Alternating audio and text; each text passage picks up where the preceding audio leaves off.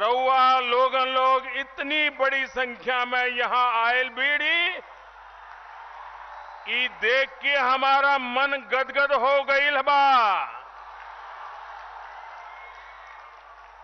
आप लोगन के भी प्रधान सेवक का नमस्कार। ये भगवान बुद्ध का धरती है, भगवान महावीर का ये धरती है। भारत सहित पूरी दुनिया के यह धरती शांति अहिंसा के उपदेश दिहलस। अस्तेर और क्रांति एवं योग का उन्नायक शिवावतारी महायोगी गोरखनाथ यही क्षेत्र के अपने तपस्या के लिए चुनल। महान संत कबीर यही क्षेत्र में चिर शांति पवला।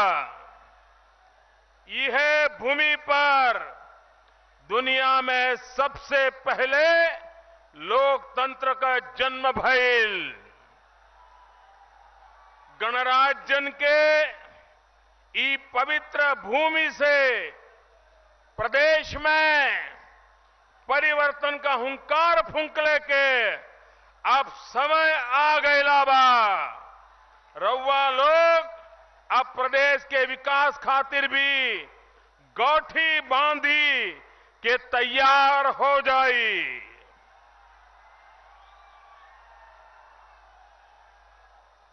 मंच पर विराजमान श्रीमान ओम जी, प्रदेश के उत्साही लोकप्रिय नौजवान अध्यक्ष श्री केशव प्रसाद मौर्य जी,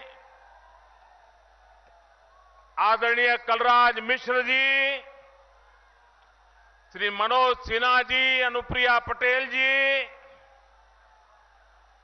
सांसद श्रीमान आदित्यनाथ जी, रीता बहुगुणा जी, श्रीमान रमापति जी, रामेश्वर जी, सूर्य प्रताप जी, उपेंद्र शुक्ला जी, स्वामी प्रसाद मौर्य जी,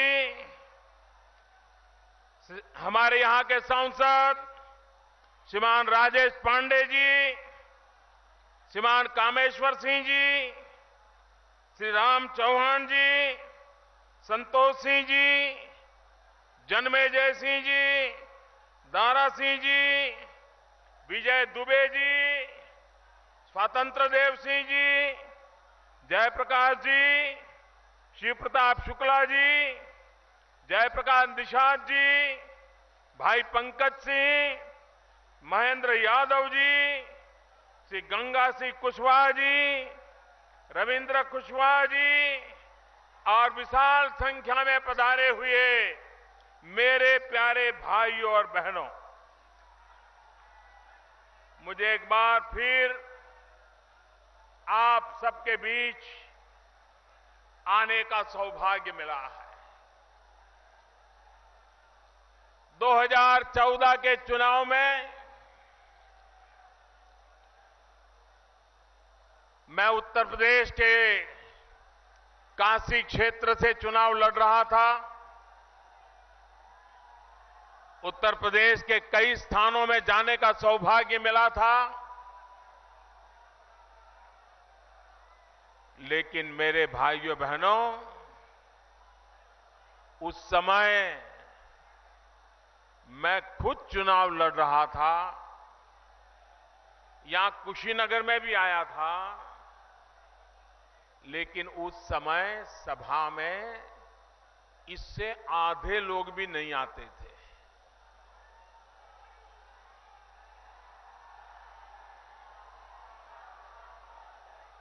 और माताएं बहनें तो कभी नहीं आती थी।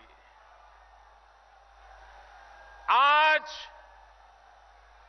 इतनी बड़ी तादाद में माताएं बहनें मुझे आशीर्वाद देने आई हैं। इतनी बड़ी विशाल जनसभा मुझे आशीर्वाद देने आई है।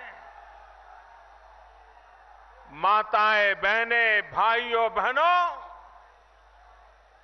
मैं आप सबको सर झुकाकर नमन करता हूं, आपका अभिनंदन करता हूं और आपने मुझ पर जो ये विश्वास जताया है, आपके आशीर्वाद से,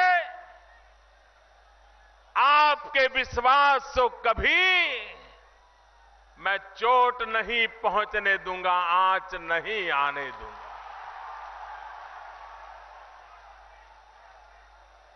भाइयों बहनों, हम सालों से सुनकर के आए हैं कि हमारा देश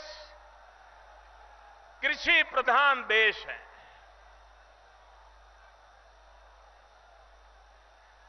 अगर भारत में गांव, गरीब, किसान, उसके जीवन में अगर हमने बदलाव लाया होता तो हिंदुस्तान को आज जो मुसीबतें झेलनी पड़ रही है, ये मुसीबतें कभी झेलनी नहीं पड़ती। ये हमारा गांव ताकतवर होता, हमारा किसान ताकतवर होता तो वो हिंदुस्तान की समस्याओं को दूर करने के लिए सबसे पहले खड़ा हुआ होता। और इसलिए भाइयों बहनों, आज जो दिल्ली में सरकार बैठी है, ये सरकार पूरी तरह गरीबों को समर्पित है। ये सरकार गांव को समर्पित है। ये सरकार किसानों को समर्पित है। ये सरकार दलित, पीड़ित, शोषित, वंचित, इन सभी हमारे समाज के लोगों को समर्पित है, उनका कल्याण करना चाहता। भाइयों बहनों, यहां गन्ना का किसान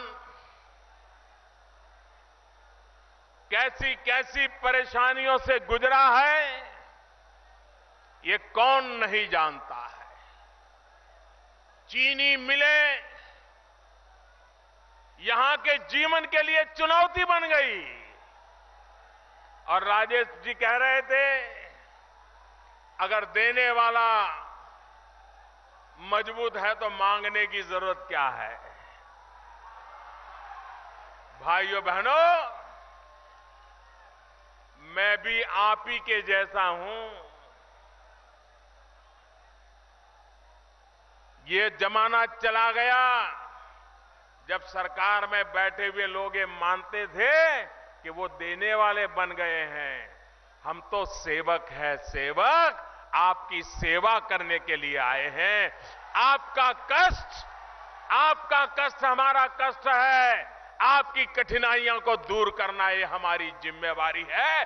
सेवा भाव से करना हमारी जिम्मेवारी है। भाइयों बहनों, अगर देने वाला कोई है तो देशवासी है। भाइयों बहनों, जनता जनार्दन देने वाली होती है। और आपने मुझे इतना दिया है, इतना दिया है, मैं तो कर्ज चुकाने आया हूं। भाइयों बहनों, कर्ज चुकाने आया।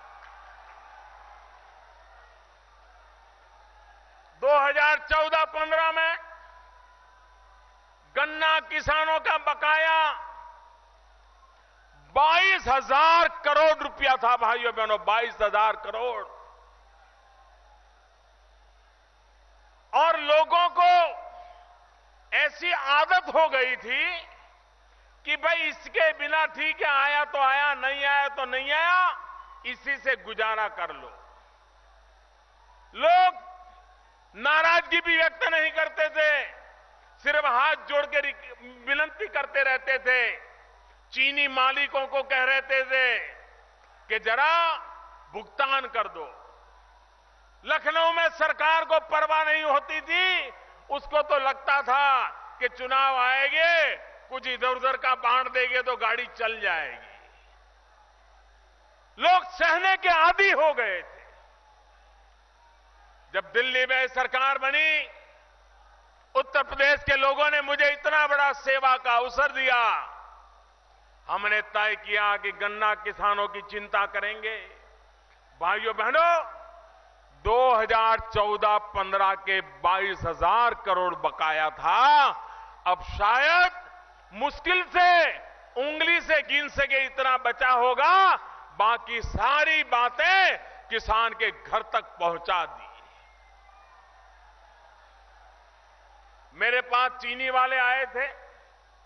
वो कह रहे थे, साहब दाम कम हो गया है, चीनी का कारखाना चलाना मुश्किल हो गया है, हमें पैकेज दे दो। मैंने कहा, पैकेज लेने की आपकी आदत पुरानी है, लेकिन मोदी नया है।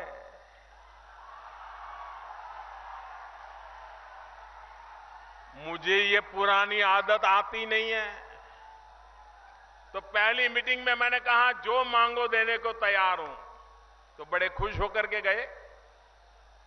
फिर मैंने धीरे से अफसरों को भेजा और मैंने कहा कि जरा मुझे सूची दो, कौन कौन गन्ने किसान का कितना पैसा बकाया है, उसकी जरा सूची दो। तो चीनी मिल के लोग जरा कांपने लग गए। फिर दोबारा मिलने आए। मैंने कहा, पैकेज मिलेगा, लेकिन कारखाने के मालिक को नहीं मिलेगा। हमें सूची दे दो। गन्ना किसान का जो बकाया है, सीधा सीधा उसके बैंक अकाउंट में जमा करेंगे, आपको बीच में नहीं आने देंगे। तो वो कहने लगे, नहीं नहीं साहब, पैकेज नहीं चाहिए। यहां तक कहने लग गए, पैकेज नहीं चाहिए।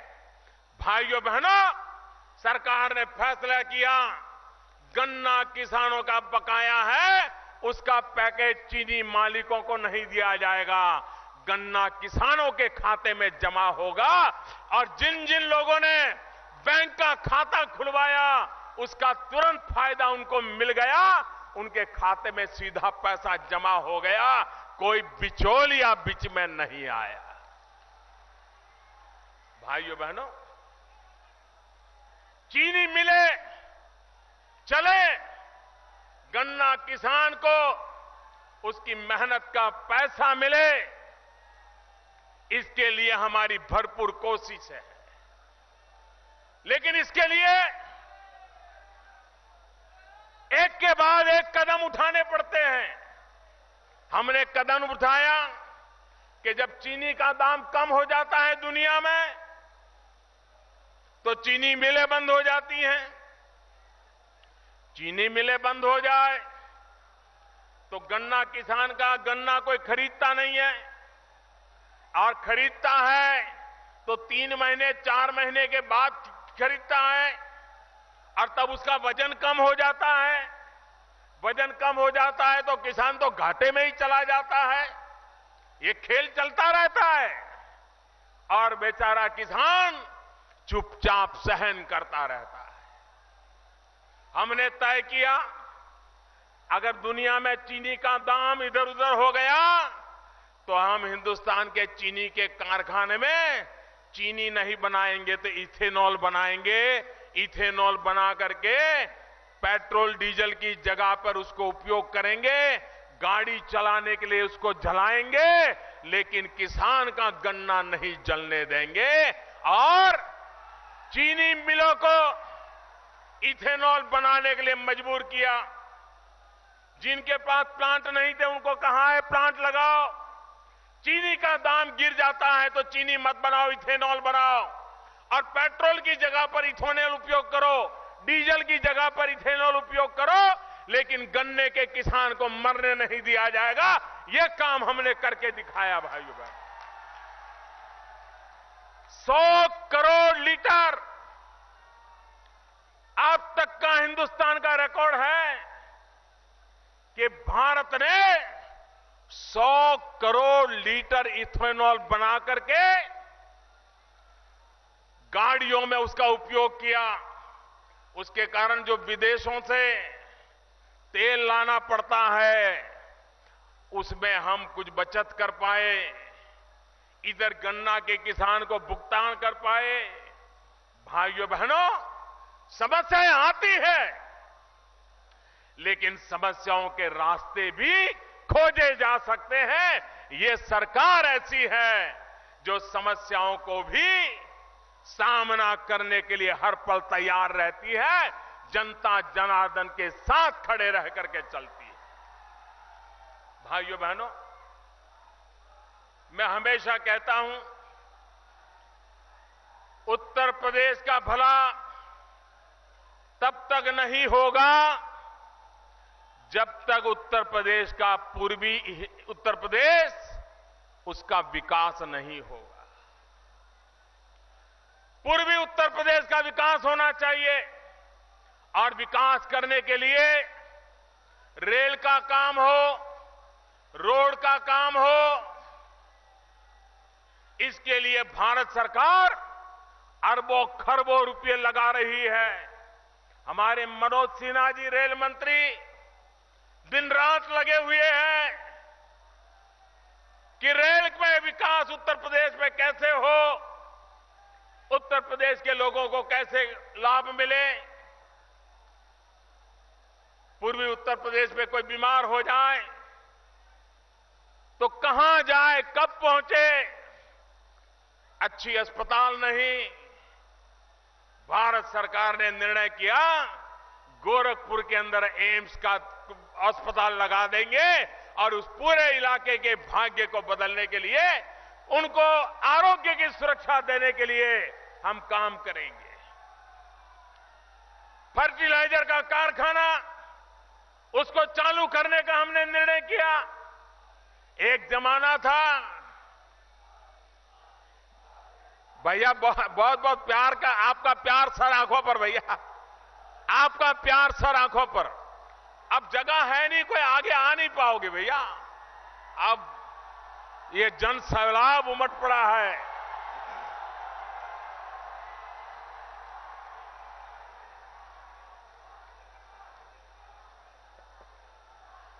भाइयों बहनों, हमने देखा है हमारे किसान को जब यूरिया चाहिए, यूरिया, किसान को रात रात यूरिया लेने के लिए कतारों में खड़े रहना पड़ता था। हड्डियां पिघल जाए ऐसी ठंड में रात रात कतार में खड़े रहना पड़ता था। लेकिन देश में कभी किसी को इसकी पीड़ा नहीं होती थी। और जब यूरिया लेने जाता था, पुलिस आकर के लाठीचार्ज करती थी, किसान को यूरिया नहीं मिलता था। मेरे भाइयों बहनों, 1 साल हो गया, आपने देखा होगा कहीं पर यूरिया के लिए रात को कतार नहीं लगानी पड़ती, कहीं पर यूरिया के लिए पुलिस को लाठी नहीं चलानी पड़ती। ये कैसे हुआ? ये जादू कैसे आया? भाइयों बहनों, रातों रात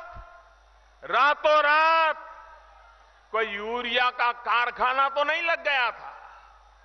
लेकिन क्यों नहीं मिलता था यूरिया? यूरिया की पैदावार नहीं थी क्या? यूरिया की पैदावार थी, यूरिया के कारखाने चलते थे, किसान को सब्सिडी भी मिलती थी। लेकिन यूरिया किसान के खेत में नहीं जाता था, केमिकल के कारखाने में चोर रास्ते से चला जाता था। और केमिकल वालों को सस्ते में यूरिया मिल जाता था, उसमें से वो अपनी और चीजें बना करके बाजार में बेचते थे। फर्टिलाइजर फसल के लिए हुआ करता था। फर्टिलाइजर यूरिया ये उद्योगपतियों की भलाई के लिए उपयोग में आता था। हमने आकर के उसकी दवाई की, बड़ा अच्छा उपाय ढूंढ निकाला। हमने कहा हम यूरिया का नीम कोटिंग कर देंगे। जो नीम का पेड़ होता है, नीम की जो फली होती है, उसका तेल यूरिया पर लगा देंगे। उससे जो धरती माता है उसको भी अच्छा खुराक मिल जाएगा।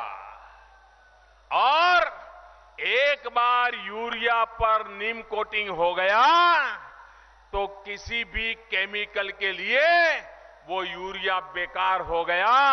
और इसलिए अब 100 ग्राम यूरिया भी केमिकल के कारखाने में नहीं जाता है। जितना यूरिया पैदा होता है किसान के खेत में जाता है। बताइए भाइयों बहनों, चोरी बंद हुई कि नहीं हुई? बेईमानी बंद हुई कि नहीं हुई? काला बाजारी बंद हुई कि नहीं हुई? किसान को यूरिया मिला कि नहीं मिला? भाइयों बहनों, क्या इसका ज्ञान पहले नहीं था क्या? पहले की सरकारों को भी इसका ज्ञान था, कागज पे सब लिखा हुआ है। लेकिन किसान से ज्यादा उनको कारखाने वालों की चिंता थी और इसलिए कभी उन्होंने यूरिया की इस प्रकार से चिंता नहीं की। हमने 100% यूरिया नीम कोटिंग कर दिया, उसके कारण आज किसान को यूरिया मिल रहा है। भाइयों बहनों, हमने किसान के लिए सॉइल हेल्थ कार्ड बनाया। आज आप देखते होंगे, जब हम बीमार हो जाते हैं तो हम लोग ब्लड टेस्ट करवाते हैं। पेशाब की जांच करवाने के लिए डॉक्टर कहता है। उसका जब तक रिपोर्ट नहीं आता है डॉक्टर दवाई नहीं देता है। वो कहता है पहले पैथोलॉजिकल जांच करवा के लाइए, ब्लड टेस्ट का रिपोर्ट लाइए, यूरिन टेस्ट का रिपोर्ट लाइए, उसके बाद वो दवाई करता है।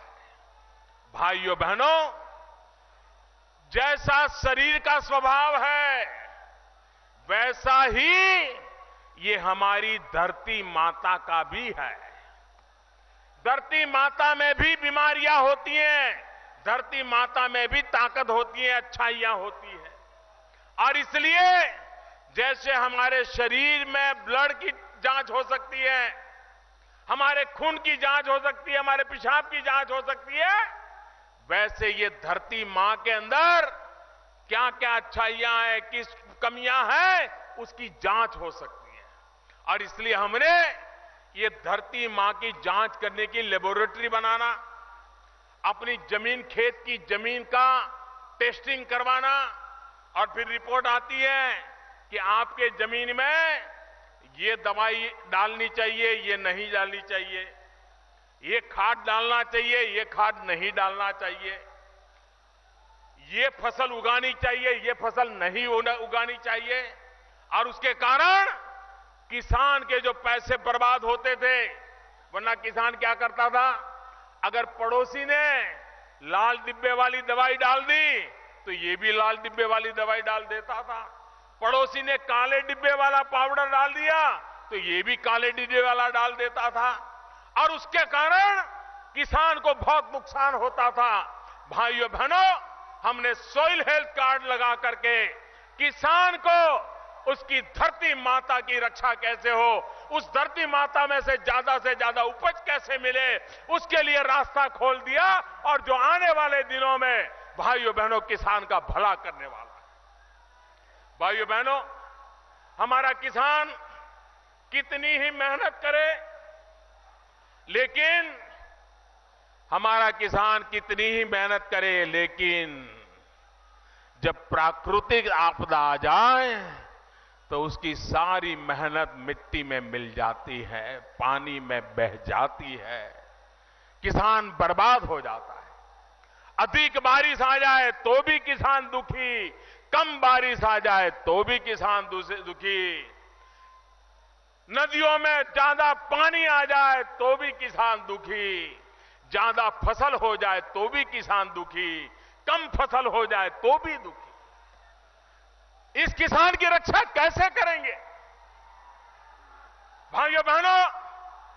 और इसलिए प्रधानमंत्री फसल बीमा योजना हम लाए हैं। प्रधानमंत्री फसल बीमा योजना, और उसमें किसान को बहुत कम पैसा देना है, बहुत कम देना है। भारत सरकार पैसे देगी और आपकी फसल को कोई भी प्राकृतिक नुकसान होगा तो उस किसान को बीमा योजना से पूरा का पूरा पैसा मिलेगा भाई। इतना ही नहीं, आपने तय किया हो कि जून महीने में बुआई करनी है, लेकिन बारिश नहीं आई। आपने सोचा जुलाई में करेंगे, फिर भी बारिश नहीं आई। आपने सोचा अगस्त में करेंगे, फिर भी बारिश नहीं आई। पानी नहीं आया तो बुआई कहां करोगे? और बुआई नहीं की तो फसल कहां होगी? और फसल नहीं होगी तो फसल बर्बाद भी कैसे होगी? तो ऐसी स्थिति में किसान क्या करेगा? जिसकी बुआई नहीं हुई उसको तो फसल नहीं आनी, तो फसल बीमा लगना नहीं है। पहली बार देश में दिल्ली में ऐसी सरकार बैठी है, इसने ऐसा प्रधानमंत्री फसल बीमा योजना लाए हैं कि प्राकृतिक आपदा के कारण अगर बुआई नहीं हुई तो भी उसका हिसाब लगाकर उसको मिनिमम बीमा का पैसा दिया जाएगा। भाइयों बहनों, कभी हमारा किसान अच्छी फसल हो, खुशी मना रहा हो, खेत में फसल काट करके खलिहान में बड़ा ढेर किया है अपनी किसानी पैदावार का, अब वो इंतजार कर रहा है कि कोई ट्रैक्टर मिल जाए और ट्रैक्टर में सामान रख करके बाजार में मंडी में जाकर के बेच करके आ जाऊंगा। अब उसको ट्रैक्टर आने में देर हो गई, 2-4 दिन 5 दिन, ट्रक आने में देर हो गई, मंडी सामान पहुंचाने में मुश्किल हो गया और अचानक बारिश आ गई। सारी फसल तैयार है, खेत में ढेर पड़ा है, फसल का बीमा कहां से मिलेगा? क्योंकि सब पूरा हो गया था। ये दिल्ली में ऐसी सरकार है जो किसानों की चिंता करने वाली सरकार है। हमने प्रधानमंत्री फसल बीमा में योजना बनाई कि फसल की कटाई के बाद जो फसल का ढेर है, अगर 15 दिन के भीतर भीतर कोई प्राकृतिक आपदा आ गई और किसान का नुकसान हो गया तो उसका बीमा भी मिलेगा। भाइयों बहनों, आप मुझे बताइए भाइयों, बुआई से लेकर के कटाई तक हर परिस्थिति में बीमा देने की ताकत ये दिल्ली में बैठी हुई सरकार लेकर के आई है। लेकिन मैं दिल्ली की सरकार को कहना चाहता हूं, अगर अब झगड़े शांत हो गए हो, आपके पास समय हो, यहां के गरीबों की चिंता करने की फुर्सत हो, किसानों की चिंता करने की फुर्सत हो, तो उत्तर प्रदेश सरकार ये प्रधानमंत्री फसल बीमा योजना उत्तर प्रदेश में लागू करवाएं। यहां के किसानों को जरा लाभ मिले। खर्चा दिल्ली सरकार करने को तैयार है। काम करने के लिए उत्तर प्रदेश की सरकार कुछ करे।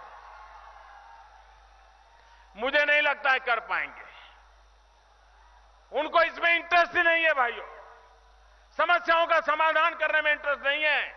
भाइयों बहनों, आप बताइए, यहां की हमारी गंडक नहर, कितनी लंबी गंडक नहर है, लेकिन उसके तलहटी में सारा मिट्टी भरी पड़ी है और उसके कारण पानी की संग्रह क्षमता कम हो गई है और कैनाल के आखिर में पानी पहुंचता ही नहीं है।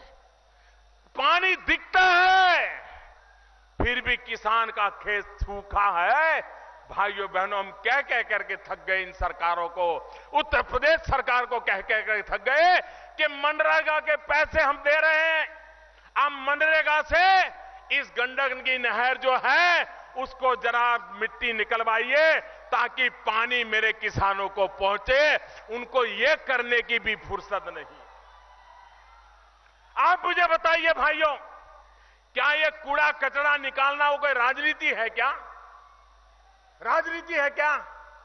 ये कूड़ा कचरा निकालोगे तो किसान का भला होगा कि नहीं होगा? अगर नहर साफ होगी तो किसान का भला होगा कि नहीं होगा? लेकिन भाइयों बहनों, ये ऐसे राजनीतिक प्रकृति के लोग हैं कि उनको कूड़ा कचरा निकालना ही नहीं है। उनको सब जगह पे कूड़े कचरे में ही मजा आता है। अभी पिछले दिनों हमने एक निर्णय किया, भ्रष्टाचार के खिलाफ, काले धन के खिलाफ 500 और 1000 की नोट बंद कर दी।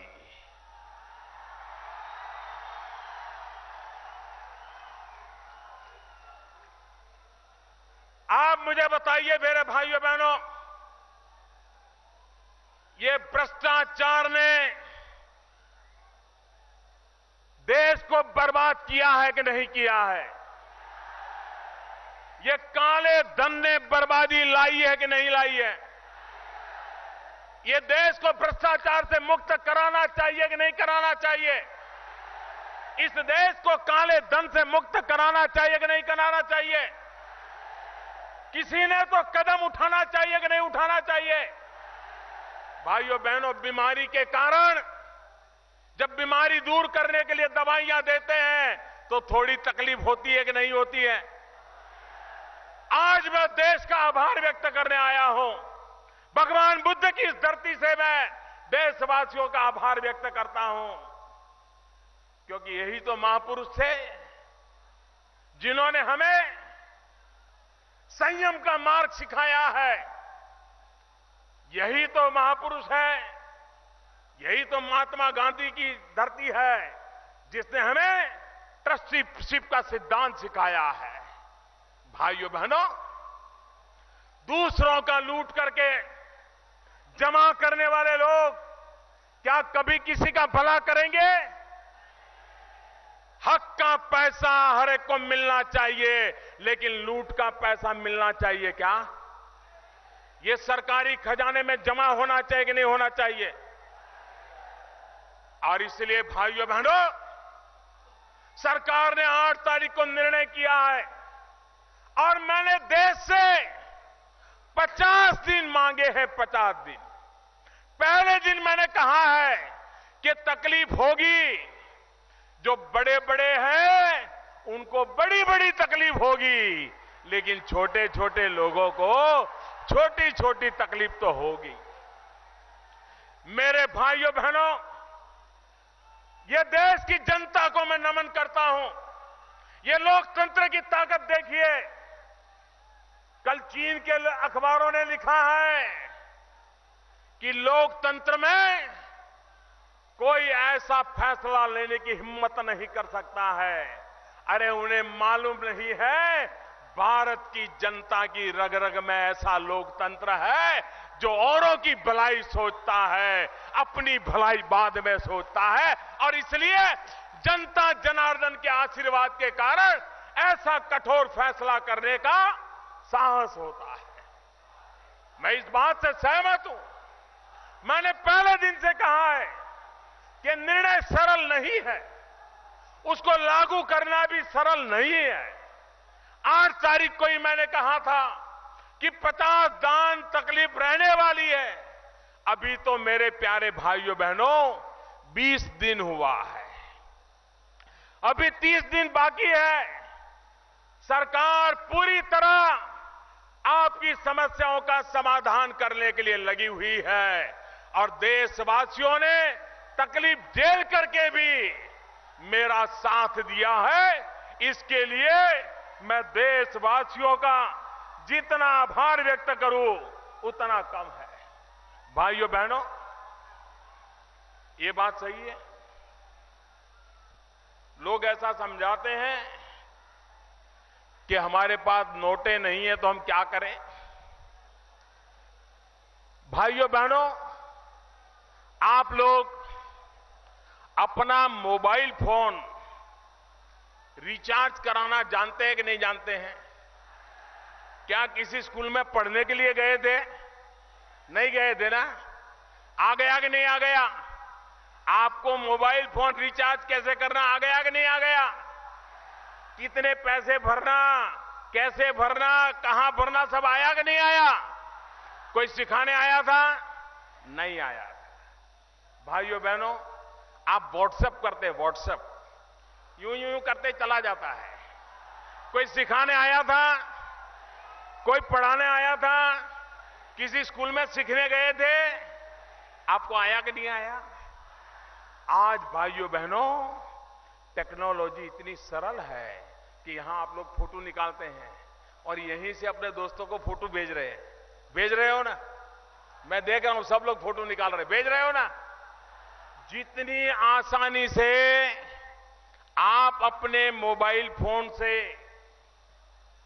फोटो भेज सकते हो, व्हाट्सएप भेज सकते हो, अपने मोबाइल फोन का अकाउंट रिचार्ज करा सकते हो, उतनी ही आसानी से बैंक में अगर आपका खाता है, बैंक में अगर आपका पैसा है, तो आप मोबाइल फोन से जो भी खरीदना हो खरीद सकते हो, जो भी लेना हो ले सकते हो। आज आपका मोबाइल फोन, ये आपका मोबाइल फोन यही आपके बैंक की ब्रांच बन गया है। आपके हथेली में आपकी अपनी बैंक बन गई है। पहले जेब में बटुआ रखना पड़ता था और बटुए में पैसे रखने पड़ते थे। अब जमाना चला गया, बटुए की जरूरत नहीं, आप मोबाइल फोन में ही पैसे होते हैं। दुकानदार के पास जाइए और उसको बताइए कि भाई बताइए, मेरे पास ये बैंक का ऐप है, मैं आपके यहां से 20 रुपये का सामान लेना चाहता हूं, मैं मोबाइल फोन से पैसे दूंगा। वो कहेगा हां हां दे दीजिए, तुरंत उसके मोबाइल में 1 सेकंड में पैसा चला जाएगा, आपको 20 रुपये का माल मिलेगा। भाइयों बहनों, आज हमारे देश में आधे से अधिक लोग जो रेलवे में जाते हैं, वो खुद जाकर के पैसे देकर के टिकट नहीं लेते, ऑनलाइन टिकट लेते हैं। उनके पैसे वापस आते हैं तो ऑनलाइन आ जाते हैं। भाइयों बहनों, आज आपने अखबार में एक इश्तहार देखा होगा, एक एडवर्टाइजमेंट आज आपने अखबार में देखा होगा। मेरा आप सबसे आग्रह है कि इस एडवर्टाइजमेंट को पूरी तरह पढ़ें और इसका कटिंग करके हर दुकान पर लगा दे, अखबार से निकाल करके। सब लोग इतना काम जरूर करें। और इसमें किस प्रकार से अपने मोबाइल का खाता खोला जाता है, उसकी सारी विधि बताई गई है। आपके पैसे आपके हैं, बिना नोट के भी आप इसका खर्च कर सकते हो। भाइयों बहनों, ये नोटों का उपयोग काले धन वाले संग्रह करना चाहते हैं। हम काले धन वालों को सफल होने देना नहीं चाहते हैं, हम भ्रष्टाचारियों को सफल होने देना नहीं चाहते। और इसलिए भाइयों बहनों, मुझे आगे के भी उनके रास्ते बंद करने हैं। आज के अंग्रेजी अखबारों में भी इसका एडवर्टाइजमेंट छपा हुआ है, आज के हिंदी अखबारों में भी ये इश्तहार छपा हुआ है। मेरा आप सबसे आग्रह है, और यहां जो भारतीय जनता पार्टी के कार्यकर्ता है, वो अखबार से कटिंग निकाल करके हर दुकान के बाहर एक बोर्ड पे लगा दें, और ऐसे इश्तहार रोज आते जाएंगे।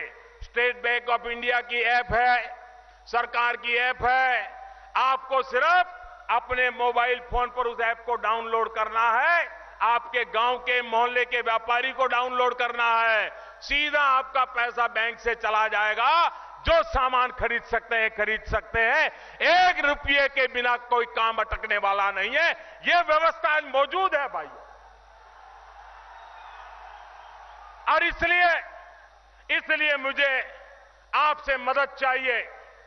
मेरी विशेष पढ़े लिखे नौजवानों से आग्रह है, सरकारी मुलाजिमों से आग्रह है कि आप भी अपने अड़ोस पड़ोस में जिसके पास भी मोबाइल फोन है, उसको जरा सिखाइए कि किस प्रकार से मोबाइल फोन से कारोबार किया जा सकता है। आप देखिए, ये जो सारी चर्चाएं हैं, आप खुद उसको 1 मिनट में बंद करवा सकते हैं। और देशवासियों ने सहयोग दिया है, हमारे पास रास्ते भी है, उस रास्तों पर चलेंगे। देश में कभी भ्रष्टाचार दोबारा आने की हिम्मत नहीं करेगा भाइयों। देश में दोबारा काला धन पैदा होने की जरूरत नहीं पड़ेगी। देश में नोटें छाप छाप करके ढेर करने की जरूरत नहीं पड़ेगी और नोटों के बंडल किसी को बिस्तर के नीचे छिपाने की नौबत नहीं आएगी। भाइयों बहनों, एक तरफ में भ्रष्टाचार का, भाइयों बहनों, एक तरफ सरकार, एक तरफ हम सब भ्रष्टाचार के सारे रास्ते बंद करने में लगे हैं, काले धन के सारे रास्ते बंद करने में लगे हैं और दूसरी तरफ भारत बंद करने में लगे हैं। आप मुझे बताइए, भ्रष्टाचार का रास्ता बंद होना चाहिए कि भारत बंद होना चाहिए? पूरी ताकत से बताइए, भ्रष्टाचार का रास्ता बंद होना चाहिए कि भारत बंद होना चाहिए? भ्रष्टाचार का रास्ता बंद होना चाहिए कि भारत बंद होना चाहिए? काला धन का रास्ता बंद होना चाहिए कि भारत बंद होना चाहिए? काले धन का रास्ता बंद होना चाहिए कि भारत बंद होना चाहिए? काले धन का रास्ता बंद होना चाहिए कि भारत बंद होना चाहिए? भाइयों बहनों, सिर्फ और सिर्फ गरीब के लिए ये फैसला मैंने लिया। 70 साल तक जो लूटा है उसको निकालना है और गरीब का घर बनाना है। 70 साल तक लूटा है, किसान के खेत में पानी पहुंचाना है। 70 साल तक लूटा है, उन पैसों को निकाल करके गरीब की झोपड़ी में बिजली का तार पहुंचाना है।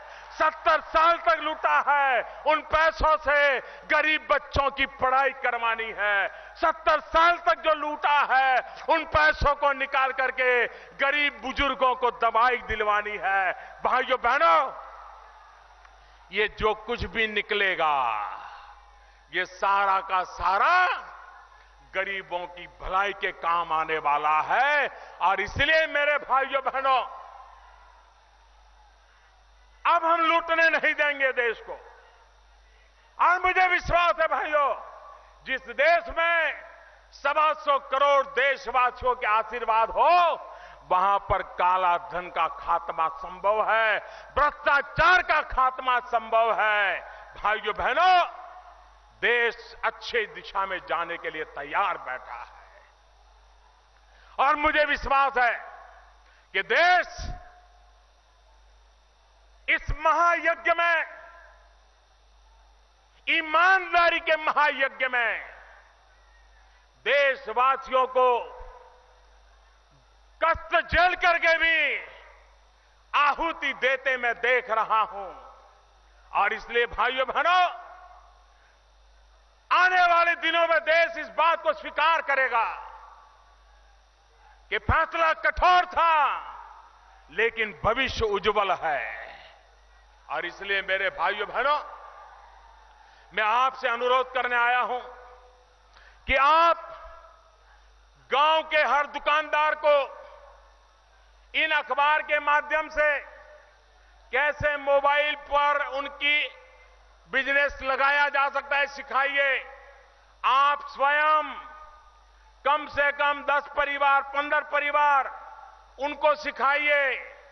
बिना पैसे सारा कारोबार चलाने की दिशा में सारी दुनिया चल पड़ी है, हम पीछे रह गए भाइयों, हम पीछे रह गए। अब हिंदुस्तान पीछे नहीं रह सकता।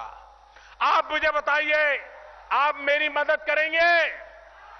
दोनों हाथ ऊपर करके मुझे आशीर्वाद दीजिए। आप मेरी मदद करेंगे? आपके आशीर्वाद रहेंगे?